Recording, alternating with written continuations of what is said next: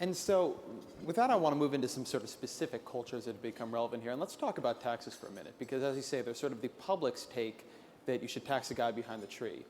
And then there's what increasingly appears to be the dominant take in the Republican Party, which is that you should tax nobody at all, ever, under any circumstances. And so, David, I want to read you a couple quotes here. The first one is from Senate Minority Leader Mitch McConnell, and it was a couple months ago, and he said, "There is no evidence whatsoever that the Bush tax cuts actually diminished revenue. They increased revenue because of the vibrancy of these tax cuts in the economy." And Boehner, Speaker Boehner, of course, recently said that tax increases of any kind were, quote, off the table. And what I want to ask you here is, what is difficult to discern in these comments is, are they reflections of a negotiating position? Or is this the authentic culture of the Republican Party now, that it is so sort of anti-tax that it really sort of, to some degree, doesn't believe in the relationship between taxes and the deficit, at least in the sort of mechanical way that most people do? And that, as such, it's not a negotiating position. It's a deep theory that, if abrogated, they feel can't be abrogated because it would both harm the growth and, in the long run, harm the deficit. Yeah, I guess from my private conversations with many Republicans, it is not consciously a negotiating position. It is a deep theory and a deeply held conviction. Now, that doesn't mean it's inflexible. If they were presented with some serious entitlement cuts and some serious spending cuts, would they then be willing to move off their theory? And I think if there was some gigantic offer on the table, they would move off that theory. And so, I look at this general problem. It's not a wonk problem. It's a political problem. It's getting 1 million different people, or at least 10 or 15 different stakeholder groups, to cross certain Rubicons. I thought Simpson Bowles crossed a Rubicon by widening the field of debate. I thought Paul Ryan crossed a Rubicon by getting Republicans to think about entitlements. But then the other Republicans have to cross that tax Rubicon, and the Democrats, and Obama has to cross a Rubicon that'll say that seniors and the middle class is going to have to take a spending hit. And if you can get one group to cross a Rubicon, I think the Republicans would come off that Rubicon and cross that tax threshold if they felt the offer was good enough.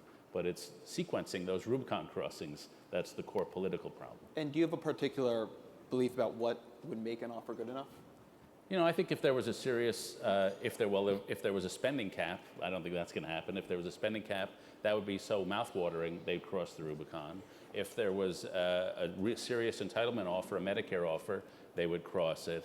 The disturbing thing to me, and I'm very pessimistic today about the prospects. I had a lot of Republicans talking to me, a lot of Republican senators looking at this fight between Grover Norquist and Coburn. And for those, I'm sure you all know the fight, but essentially, Coburn said, "I won't raise tax rates because I signed your pledge, Grover, but I want to raise revenue by closing loopholes." And Grover said, "No, you can't raise either."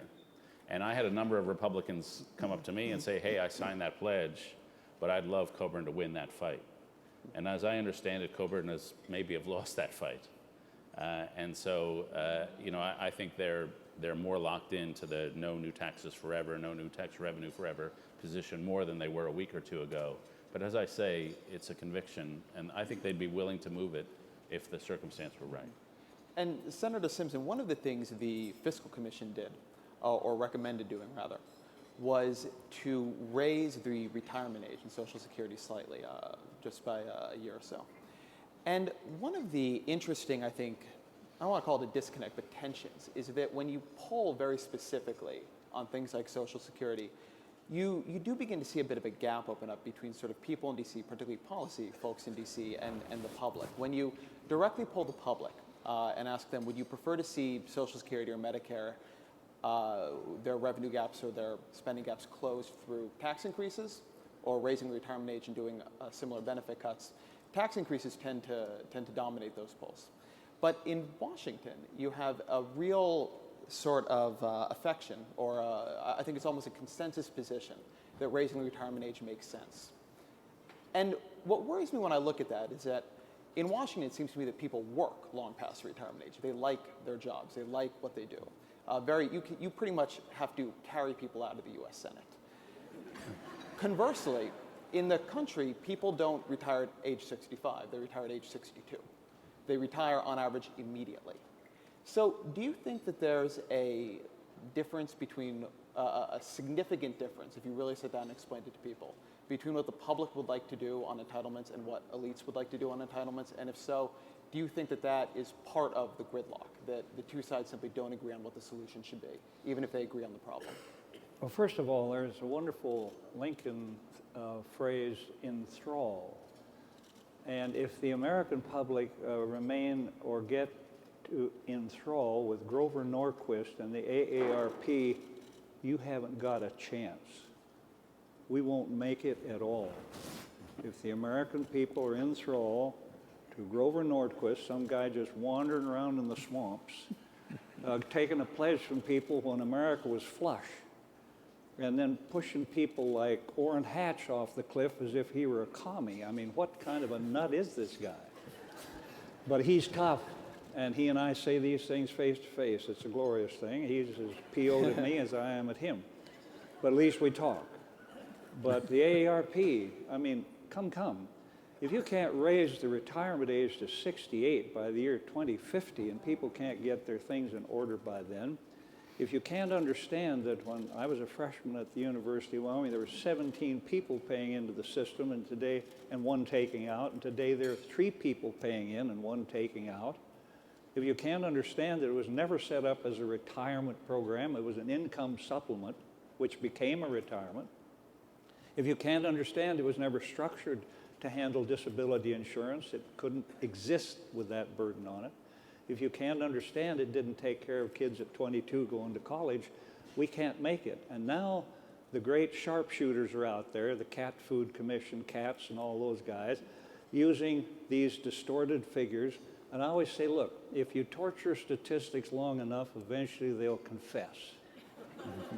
But I'll tell you, if you can't correct Social Security like we suggested, taking care of the most fragile people, the people who can't work past 62, the handicapped, all of that, we've done all that, taking older old and adding 5%, changing the chain CPI, lifting the wages to 190. If you can't get that done, you won't get anything else done at all. And I always say to people, what do you love? Well, I love education, and I love the environment, and I love this. I said, great. Then don't touch Medicare, and it will simply on automatic pilot wipe out every bit of that discretionary program. I promise. That's what we learned. And tax expenditures, for God's sake, $1.1 trillion. No oversight, no nothing. We said get rid of them. And then give a tax rate of, 8% from 0 to 70 grand, and 14% from 70 to 210, and 23 for everything over. Well, let me tell you, if you think there's distortion now, you better pray for Joe Biden and that crew. And I trust Joe Biden. I've known him for 35 years. You better hope it works. If it doesn't, dig a trench, and your kids will be picking grit with the chickens. Senator, I'd like to push you on this for a moment.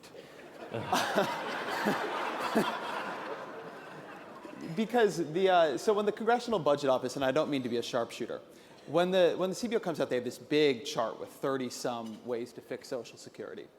And in your conversations, and you've been, I know, going around the country and talking to a lot of folks, and I know you've read a lot of the same polls I have, do you think that folks in Washington who skew educated, the folks in these conversations who skew educated, who skew affluent, do you think that they prefer a different set of solutions? A different set of solutions makes sense to them than to other people, than to the broader mass of the public? And if so, do you think that has been part of a contributor to the difficulty we've had pushing forward on Social Security? Because Social Security, I mean, we all agree, I think, that Medicare is very difficult. But Social Security is mechanical. It's which of the solutions you want to implement. It's not quite as much a conceptual problem. But do you think do you think there's a possible disconnect between the people in these conversations and the people who vote for the folks in these conversations that has become one of the impediments to reform? Look at me. Yes, sir. We don't have any problem out in America when Erskine and I go about the country, alone or separately. We can get an idiot audience for 50 minutes and get a standing ovation because you don't have to use charts. You don't have to go into GDP versus the old percentage. revenue versus GDP, historical figures. Just tell them if you spend more than you earn, you lose your butt. And if you spend $1 and borrow 41 cents, you got to be stupid. And that's your government today. And yesterday it was 40 cents, just a few months ago. Now it's 41. Every buck we spend, we borrow 41 cents. Now, you don't do that in your own home. There's no need to talk about the masses and what they understand. They understand that perfectly. Because in their own home, they would be stupid if they spent $1 and borrowed 41 cents. So there we are. There's no mystery. You can use all the obfuscation, all the opaqueness, but if you can't, if they can't understand that, then you know there's nothing you or I or anybody at this table or anywhere else can tell them. All right. And so let's go on to Dave Cody's. What I want to ask you, I've made really bad life decisions, and so I spend a lot of time with healthcare policy experts. And the thing that I find frustrates them more than anything is that if there are any axioms in that particular field of study, it is that the placement of your employer in between you and your healthcare has been bad probably for everybody. It's been a driver of cost in the system because people are much further away from the actual cost of their healthcare. It's been an incredible burden on employers. It's contributed to the fracturing of the system nationally. And it seems like moving past that would be a win-win. I mean, and some of the most sort of eloquent voices for employers today, like the Committee for Economic Development, have released report after report begging the corporate community, the business community to step up and say, listen, we need a solution. It can look a lot of different ways, but we need to get past the employer-based healthcare system. But when we went through the Affordable Care Act debate, and even going on until today, there's an immense status quo bias that the business community tends to exhibit. They want to keep the tax break the way it is. They want to keep their healthcare arrangements the way they are. They want to stay right there in the middle of the healthcare system. They don't want the type of root and branch reform that so many people think we need. And so my question to you, simply, and please just answer it in a moment or so, is why? Why? It's a big question, but why do they want it this way? I wouldn't say that we want it that way, and I can only really speak for myself here, but I would say, first, I would completely agree. We have a system that currently rewards inefficiency and ineffectiveness. However, I would say that most of us, harking back to a comment that was made earlier, if you say this is a real problem, we need government to get in there and permanently be a part of this and fix it, our general reaction is going to be, okay, let's keep it like it is. Right? That's not generally a good place to go because over time, it's likely not going to work in our view. So I really am a believer that the system is very ineffective. We do not reward quality, for example. A lot of hospitals, doctors who would go bankrupt on their own because of an inefficient, ineffective business are allowed to thrive or continue doing okay. And even trying to get basic data, for example, on one hospital versus another in their quality, difficult to get.